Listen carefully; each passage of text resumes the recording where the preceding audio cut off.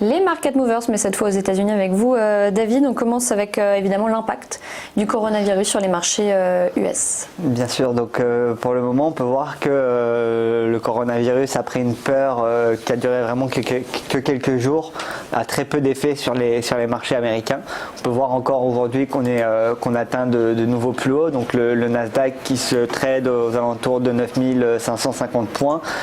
Et le Dow Jones pareil qui est aussi en hausse sur ces différentes semaines. Donc aujourd'hui, malgré le risque de ce coronavirus, on peut voir que le marché américain réagisse plutôt bien et continue à être en hausse malgré l'influence que cela pourrait avoir, notamment sur les ventes d'iPhone ou ce genre de choses et toutes les autres entreprises qui font des relations avec les marchés chinois.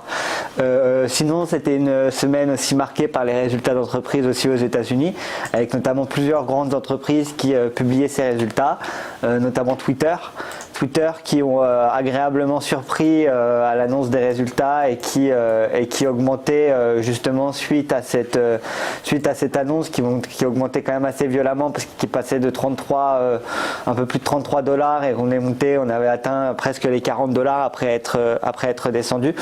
Les résultats de Twitter qui ont été plutôt satisfaisants étant donné que c'est le premier trimestre où ils réalisent plus d'1 milliard de résultats avec des chiffres en hausse, et donc l'action a progressé notamment suite au nombre croissant d'utilisateurs actifs, au nombre croissant de la publicité sur le réseau social, et donc à suivre. Mais en tout cas Twitter qui a bien performé, sachant qu'il y avait aussi Snapchat dans le même style de société qui publiait ses résultats aussi, cette fois-ci un peu plus décevant que Twitter.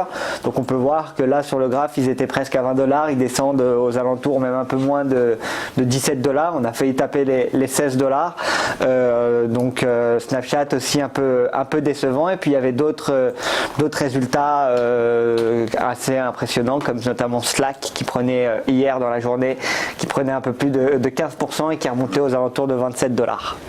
Il y a une hausse également à signaler avec Nvidia.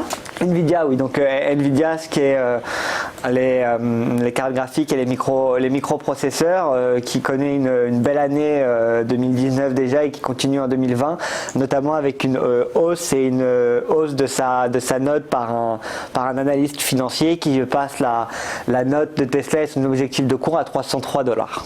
Et enfin, on termine avec les résultats à venir, David Darmon. Ouais, donc il va y avoir plusieurs résultats cette semaine qui vont continuer à venir, notamment Under Armour ou d'autres sociétés. Donc j'invite toutes les personnes qui le souhaitent à regarder sur eToro directement la page et le calendrier des résultats pour se tenir informés. Merci David, c'était les Market Movers USA.